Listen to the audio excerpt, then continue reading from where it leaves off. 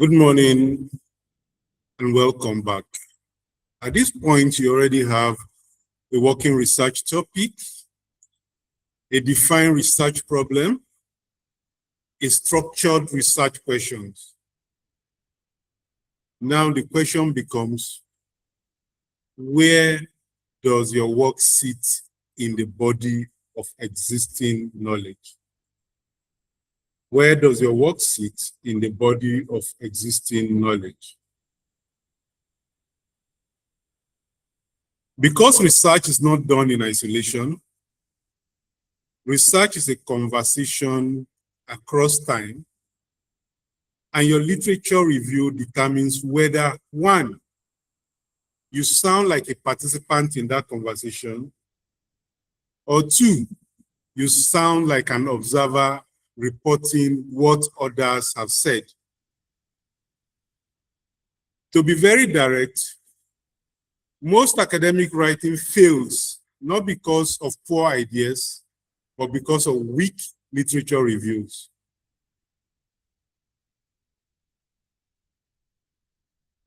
So this week, we will move from passive reading to critical synthesis, and finally to intellectual positioning. And by the time we finish everything we deal with in this session, we'll be able to write good literature review, whether in a thesis or in a journal article.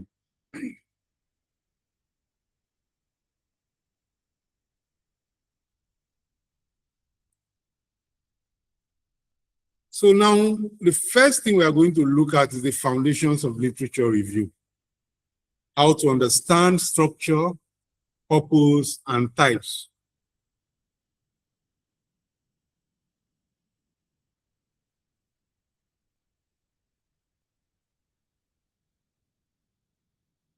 The purpose of literature review.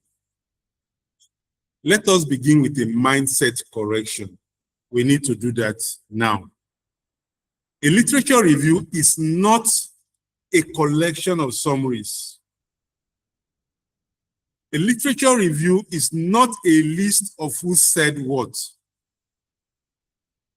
A literature review is not a demonstration that you have read many papers. We have to correct that at the onset before we continue. What a literature review, however, is an argument.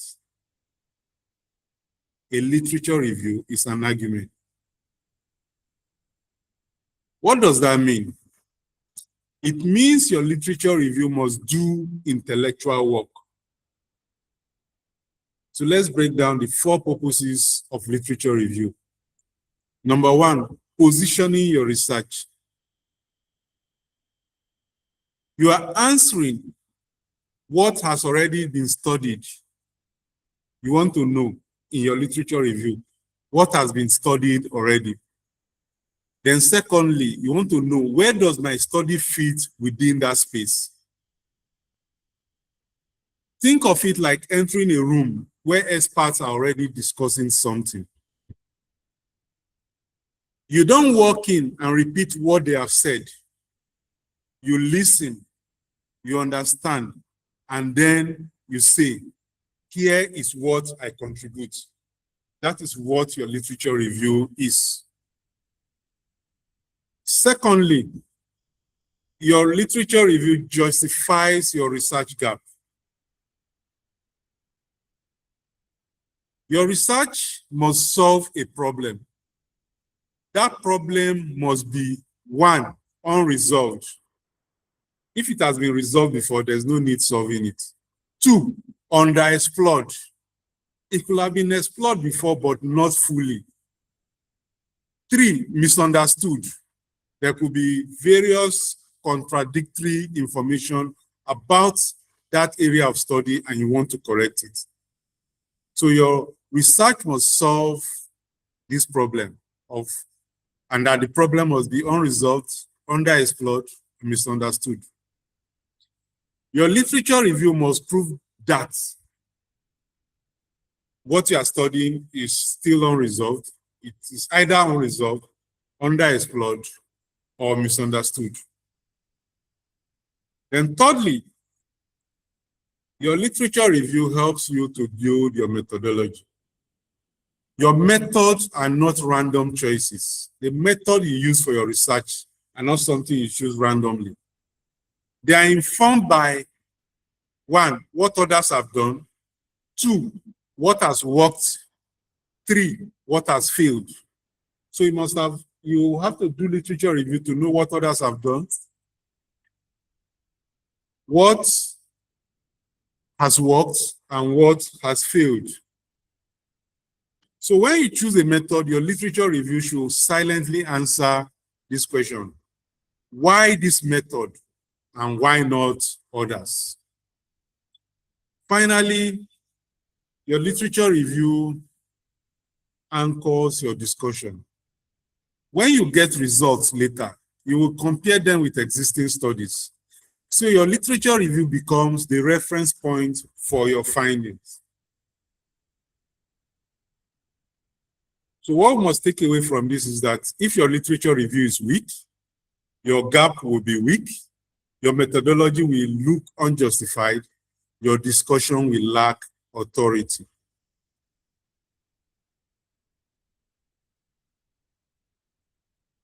So let's look at two types of literature review.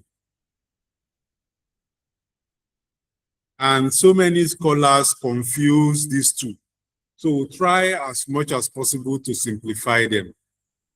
We have basically two types of literature review, which is systematic review and narrative review. In the systematic review, it is highly structured, it is transparent, and it is replicable. And in carrying out a systematic review, you follow these 3 steps. 1, you define a narrow question. 2, you search multiple databases. 3, you apply your inclusion and exclusion criteria. 4, you document everything. I'll go through the steps again. 1, you define a narrow question. 2, you search multiple databases. 3, you apply inclusion and exclusion criteria. 4, you document everything. This is how to carry out a systematic review. And an example of that will be, if I say, for instance, what is the effect of X intervention on Y outcome in Z population? If I have this research question of what is the effect of X intervention on Y outcome in Z population, I'll have to carry out a systematic review for this. And systematic review is usually used in medical sciences, health sciences, life sciences, experimental sciences. And the guideline often used is called a PRISMA guideline. The guideline used for carrying out systematic review is called the PRISMA guideline. In the case of narrative review, it is flexible, interpretative, and conceptual. To carry out a narrative review, you first select relevant studies, you organize them into teams, then you build your argument. An example is, how has digital technology shaped student learning? How has digital technology shaped student learning experiences? And the best form of review to do for this will be a narrative review and not a systematic review. And narrative review is commonly used in social sciences, in education, and humanities. So the key decision for you to make here is You must align your discipline to the type of review you do. You must align your research question to the type of review you do. And your review type would mainly be based on your discipline and the research question, just like I've given examples here.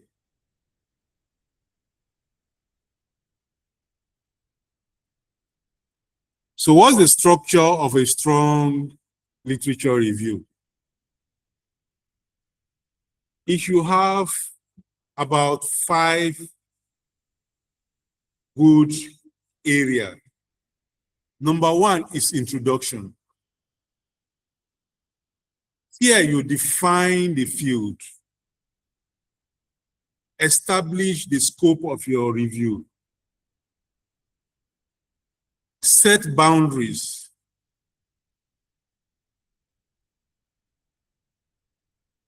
Explain what the central question is. Why does this body of literature matter to your study? Signal your organizational strategy, and also explain the relevance. In essence, you are telling the reader, this is the space we are about to explore. This is the space we are about to explore. So that structure forms the first part of your literature review, and it is very, very important. The second structure is the thematic body. And this is the core, where you organize by ideas, not by authors. Each theme represents a strand of debate or inquiry, and you move logically from broad to narrow or from established to contested. Instead of doing your writing author by author, you do it theme by theme. For example, instead of saying author A said, comma, author B said, and you continue like that, instead you write, research on this topic reveals 3 dominant themes. Then you go ahead to explain those themes and you cite the author instead of just listing authors. So this is where you establish your thematic body and organize your ideas. The third critical structure is critical engagement. Critical engagement. Now you go beyond reporting. You don't just describe, you evaluate. And you ask, is this method strong? Is this sample sufficient? Are the conclusions made justified?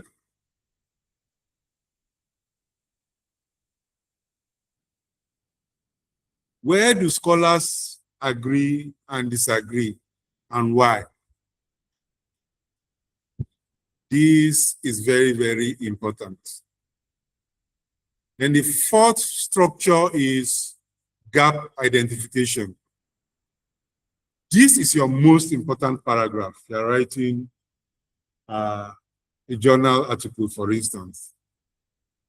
If you do not establish the gap, then there's no need to, if a reviewer is looking at your work and cannot find the gap, then there's no need for the reviewer to continue. So the gap identification is very, very crucial and critical. And we say this is the most important paragraph in your entire literature review. Clearly articulates what remains unknown, underexplored, or contested, and why your study addresses it. So in essence, this paragraph is answering what is missing and why does the thing that is missing matter. Now, the fifth structure is summary and transition. You summarize the key insights and you link directly to your methodology. This is where you consolidate all your key findings from the literature and create a logical bridge to your methodology. Show how the gap you identify necessitates your study design.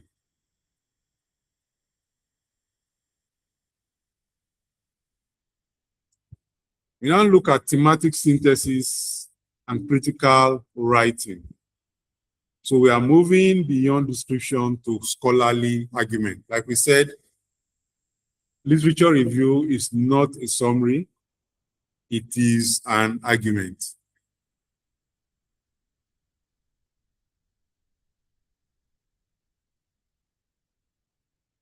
Let's look at thematic synthesis.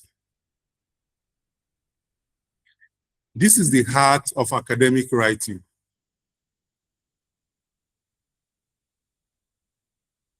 What is thematic synthesis? It means you read across multiple studies, you identify patterns from those studies, and you group them into teams. Read across multiple studies, identify patterns from those studies, and group those patterns into teams. Why is this important? Because knowledge is not built by isolated studies. It is built through patterns, agreements, and disagreements.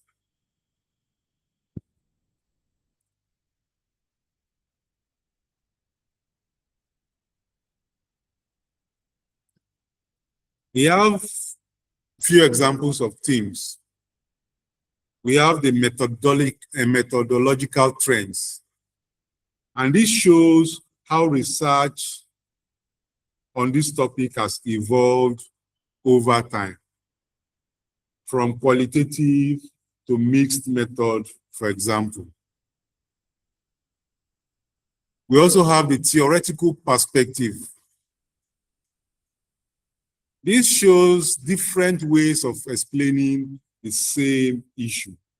That is, different frameworks scholars have used to interpret the same phenomenon.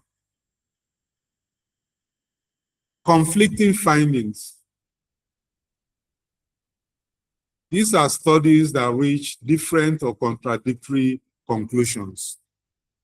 So you show where the study disagree and why. Then contextual differences.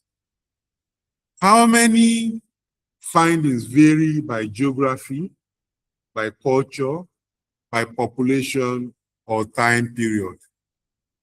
So you have to show how the results change across settings.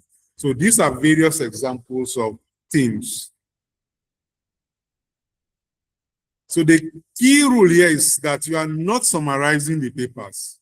You are synthesizing ideas from the papers you have read. You are not summarizing the papers. Instead, you are synthesizing ideas from the papers you have read.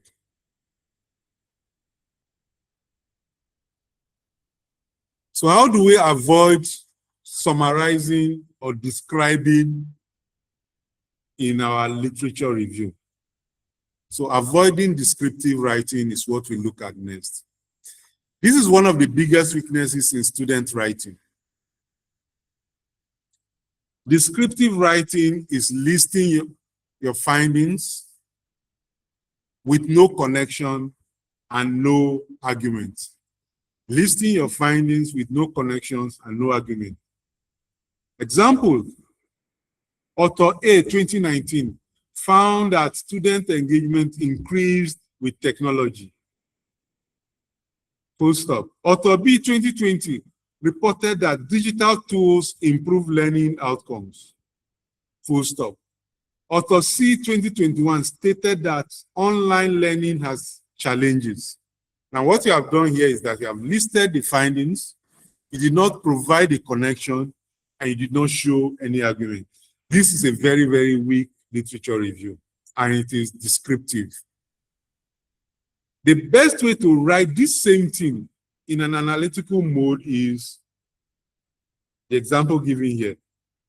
While author A 2019 and author B 2020 converge on technology's potential to enhance engagement and outcome, author C complicates this consensus by revealing structural challenges in online advancement, suggesting that technology's impact is context dependent. Now, this is a strong sentence. It has not merely listed or summarized what you read in those three papers. Instead, it has connected them and provided an argument. This is how to write your literature review and avoid descriptive writing. So to do this, one, you must connect your ideas, you must show relationships, and you must interpret meaning. Connect your ideas, show relationships, interpret meanings. To be able to do this, you need 4 moves. 1, compare. What do these authors share in common? You must compare. 2, contrast. Where do they diverge or disagree? 3, critique. What are the limitations? 4, connect. What does this mean for your study? So you don't just compare and contrast. You must also critique what was done before you and connect it to your own present study. So before I move on, I'd like to say that if your paragraph does not include at least 2 of these moves, it is likely descriptive. If you're writing any paragraph in literature review and it does not include at least 2 of these 4 moves, which is compare, contrast, critique, and connect, then what you are doing here is descriptive and not analytical. Hope that is clear. If we are following up to this point, let me see our reaction. Great, great, great.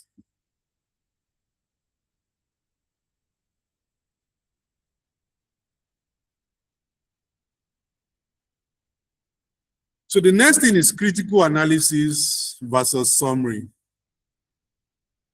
This is where we deepen the intellectual rigor for our literature review. We're supposed to do critical analysis and not summary. So how do we do critical analysis? We evaluate strengths and weaknesses.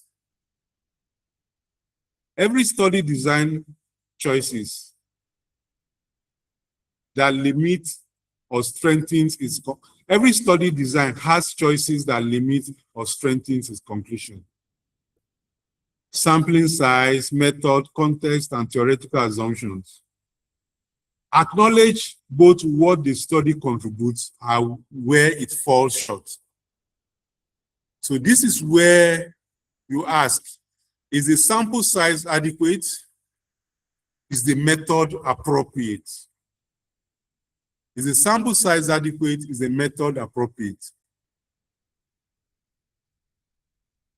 And also you go on to identify inconsistency when you are doing your critical analysis.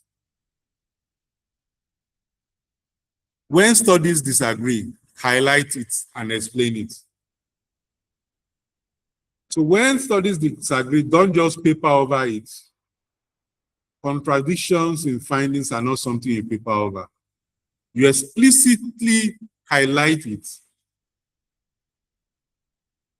And then you explain why that contradiction exists.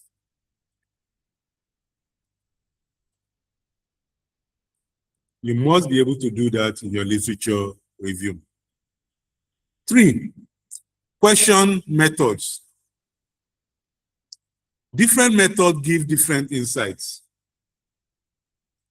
For example, survey will give patterns, interviews will give depth. So you question the type of method they use. An experiment, for instance, may lack ecological validity, and ethnographic studies may not generalize. So in looking at work that has been done, ask this question: is this method appropriate to the question that was asked in that study? Then finally, highlight gaps. What populations are understudied? What contexts are ignored? What questions has the field assumed rather than examined? This is where your gaps lives. This is where your gap exists. So when you highlight your gap, your study emerges naturally from this.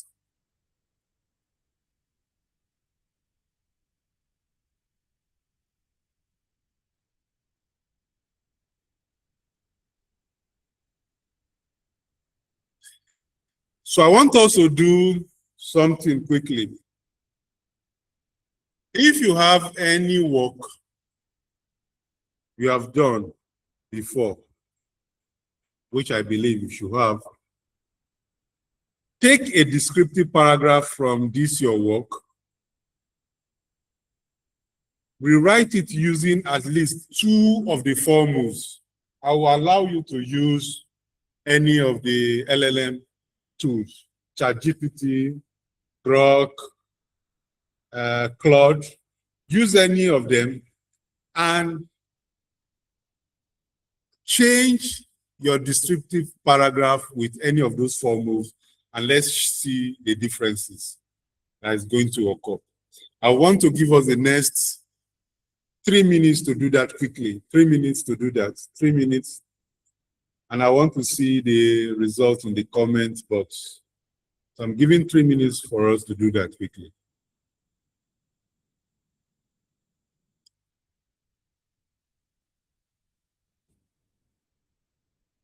Three minutes, 3 minutes.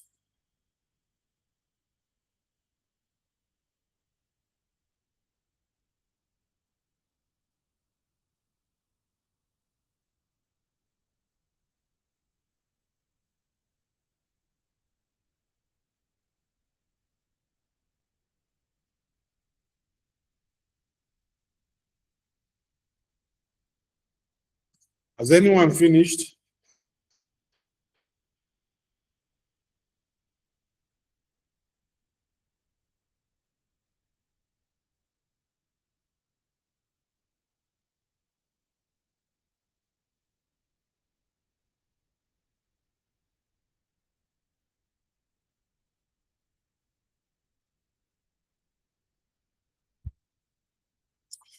Three minutes.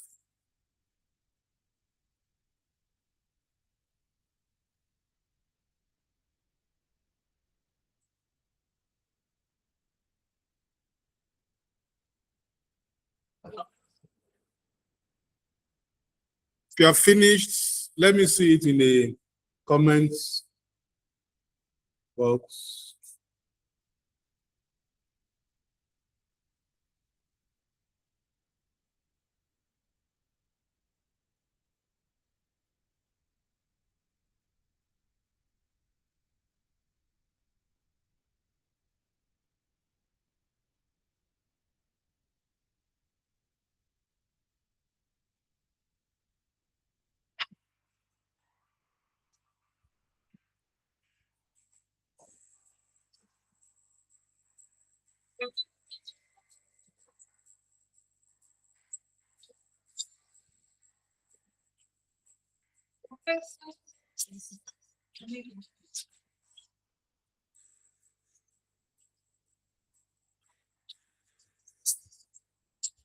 Nobody has finished.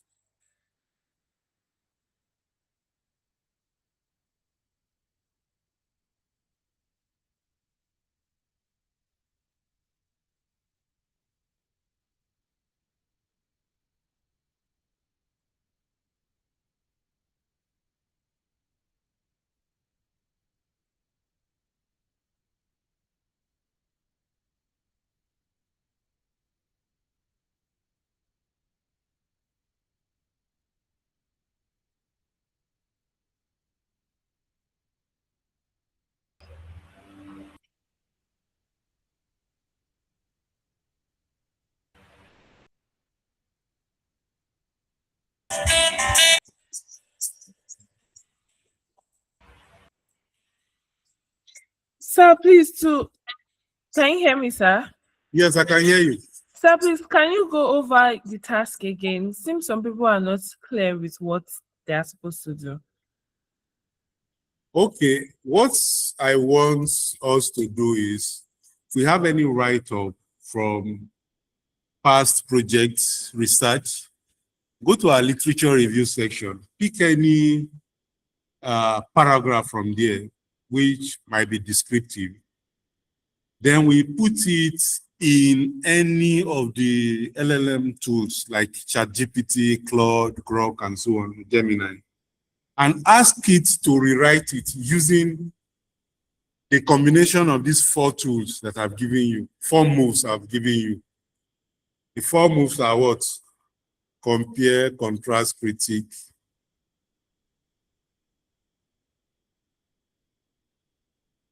and connect. So, and what result you get from the LLM tool is what you now paste in the chat box. Is it clearer now? Okay, yes, sir. I believe it's clearer now. Yeah, it's clearer now. I will also type it in the comments.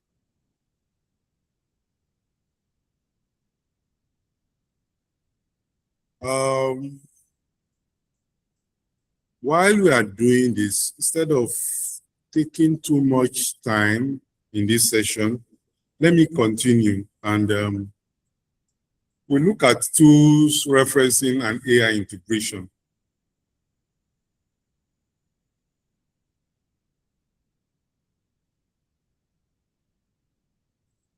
For the tools, I think we might have a different class on practical use of these tools, like Zotero, Mendeley, and EndNote, which I believe every one of us should be using by now. If you are not yet using Zotero or Mendeley, I think it's something we should start using now. But this class was not designed for that. I was just supposed to give you the tools. But if we have issues with that, we may have an extra class at another time to discuss this practically. So without using this citation management, you might lose some of the references. You will make citation errors, and you are definitely going to waste time moving from your in-text citation to your citations. You are definitely going to waste time. So that is why we are looking at this. Zotero is the recommended one that I'll give you because it is free. And the benefits include the fact that it is free, it is easy to use, it syncs very well with MS Word. You can sync it with your MS Word. Mendeley is also very good. Can be used for PDF management, and it's especially good if you are a STEM researcher and you're publishing in Elsevier. EndNote is more advanced, it is more powerful, and a bit more complex, but it requires institutional license. So I will not recommend that for you, except the institution has license for EndNote. There's no need for you to go and pay for it. So in essence, Zotero is best for all disciplines, especially early career researchers like yourself. Mendeley is best for STEM and health science researchers. EndNote is best for advanced researchers and is good in systematic review. Choose one tool. Do not mix tools when you are working with them. Just choose one tool. And you should start using one of these tools immediately. Zotero, for instance, is free for you to download. and follow steps, you can begin to use it. Actually, do not need any class for you to start using it. But if after this week we are all not very, very good at it, then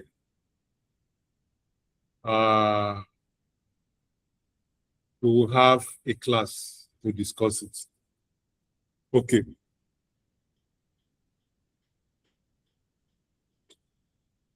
Now let's move to the AI integration part.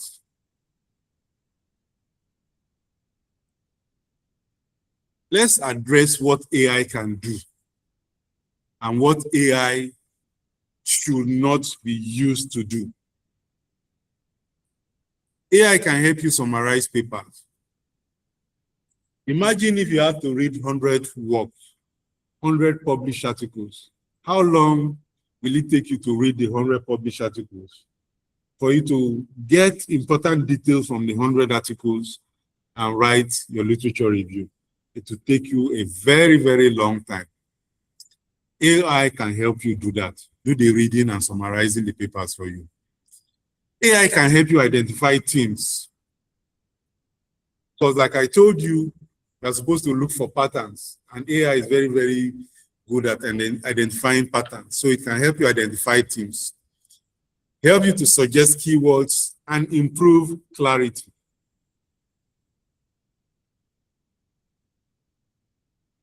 AI can also help you to translate papers that are in other languages into English.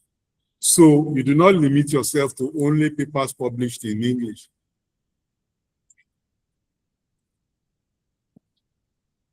You may think you are working on something very novel because you checked all English literature and none of them have discussed it very well. But meanwhile, it has been well established in Chinese literature. So if you do not do enough literature search, you think you are working on something new. Meanwhile, it's something that somebody has already established. So using AI can help you overcome this, and it can help you interpret from Chinese to English. What did you not use AI to do? AI should not do the critical thinking for you. And AI should not replace your voice. Every researcher has a voice. There is your thinking pattern, which is different from every other person. And you should not lose it in your writing. If you carry somebody's writing, look at 10 of a particular author's writing, you'll find a particular voice. So every researcher has his voice. Don't lose your voice. If you use AI, AI is going to replace your voice with predictive statements or sentences. So what are the ethical rules and guidelines? Always verify AI outputs. So AI assists with clarity. It does not replace originality. Originality should come from you. Always verify, because AI can hallucinate citation. By hallucination, we mean fabricate non-existing citation and present it as if it is a citation.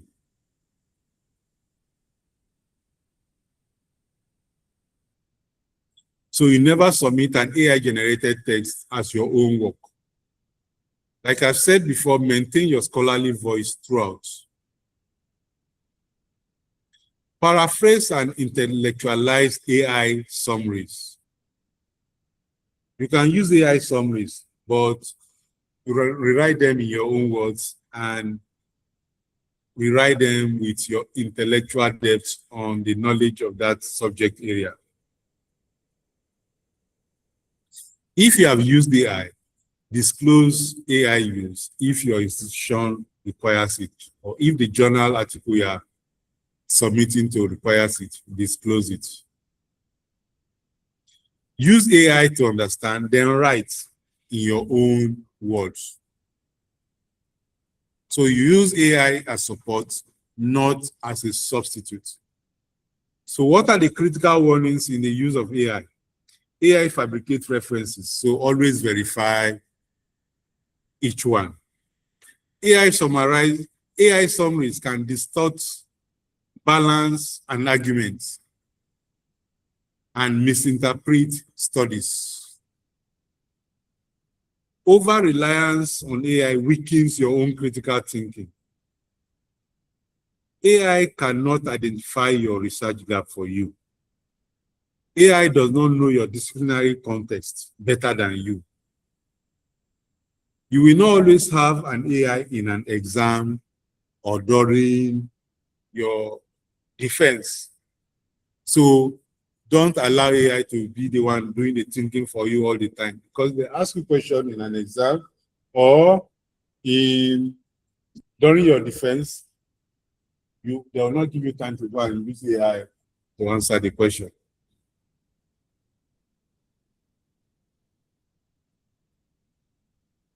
When you continue to use AI, you are going to experience what is called intellectual atrophy. That is, where you no longer grow intellectually. Your growth diminishes intellectually. So the overuse of AI can cause this. So the key message here is that AI should make you more efficient, not less intelligent. AI should make you more efficient, not less intelligent. So by the end of this class, we expect that you will be able to write analytically, not descriptively. You should be able to compare, contrast, and critique and connect while doing your literature review. You should be able to organize your literature into themes. You should be able to critically evaluate your studies. You should be able to use citation tools. You should be able to use artificial intelligence responsibly and ethically. Produce a literature review. By the end of this week, I expect that for the research question you developed in week 1 and 2, you should be able to write a literature review and submit.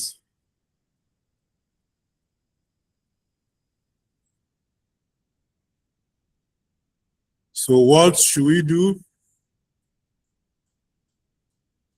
I just put it into day 1 to 7, not necessarily. You can do all this in 1 or 2 days.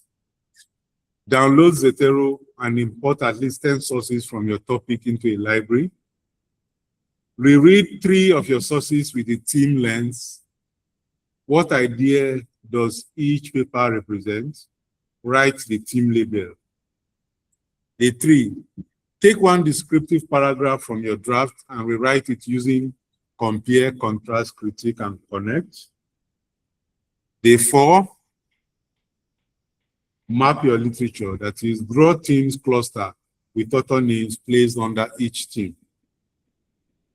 Day 5, write your gap statements. 1 clear paragraph explaining what remains unknown and why your study matters. Finally, you submit your structured literature review outline because you have attended this class.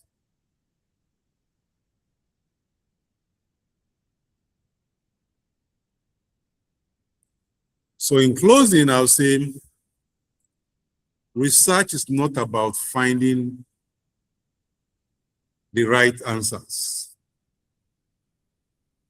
It is about asking better questions than those who came before you. And your literature review is where you prove that you understand those who came before you and what they have done. Thank you very much. We'll take questions and answers here, or if you have done your assignment, you may want to tell us what you saw as the difference between your descriptive writing, and the new paragraph that you have as a result of using the 4 moves we did in this program today. So if there's anyone who wants to give us the difference, you don't necessarily need to read to us what you have placed in the comment section, but just tell us the noticeable differences you saw between your original work and the new report, and which one you feel is better. Thank you so much. Anybody wants to go?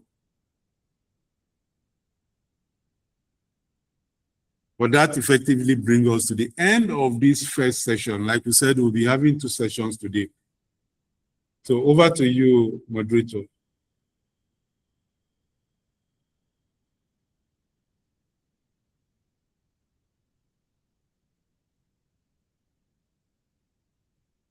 Is the program coordinator there?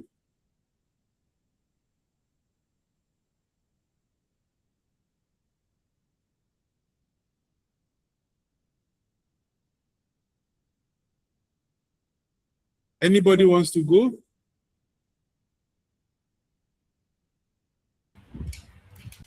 Is anybody ready to go?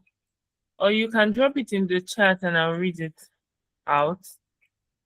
The before and the after, so we can see the difference.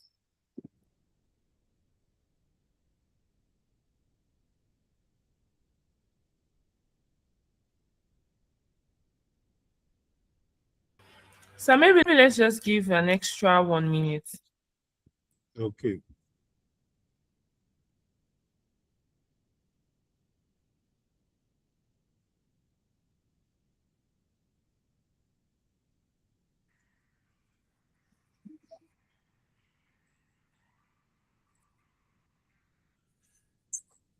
Okay, so Elisha has his hands up. He can go.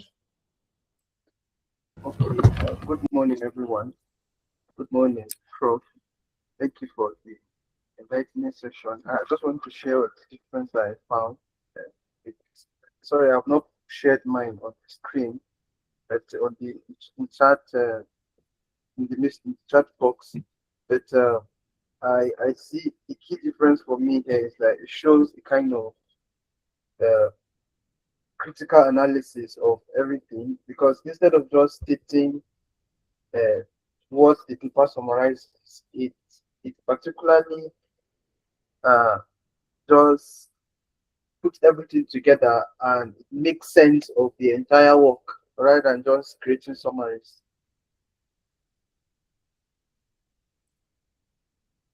Thank you.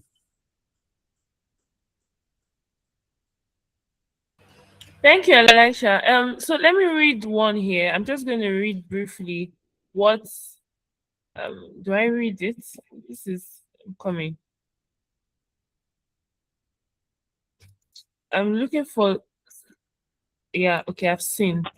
I'm going to read, this is from Simon Danjuma. He has the before and the after. So the before reads, social media plays a significant role in students' academic lives by providing access to information, communication tools, and learning resources. Many students use platforms to collaborate, share ideas, and support their studies. However, it can also lead to distractions, reduced concentration, and poor time management. Overall, social media has both positive and negative effects on academic performance. And then this is the rewritten paragraph. While social media enhances access to information and peer collaboration, its impact on academic performance is limited by distractions and poor time management. Some studies report improved learning outcomes, yet others show declining academic results, revealing clear inconsistencies in findings.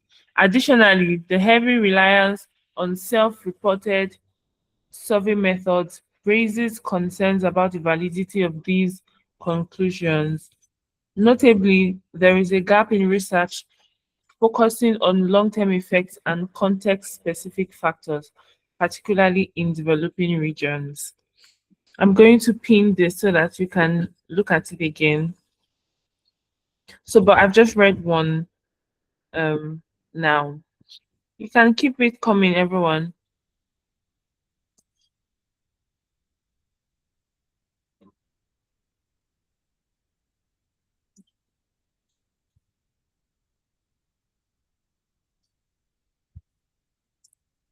So I think probably this will also help us transition between this session and the next session. Right? Moderator.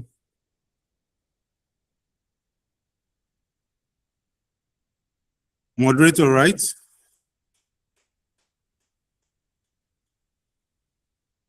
Yes, sir. Perfectly, sir. Perfect. So how many minutes before we start the next session so that people could have... Okay. So let's give 4 minutes. Let's start by 11:20 so that more people can drop in their comments and I'll just look through it. Okay. Thank you. So I'll stop this recording now.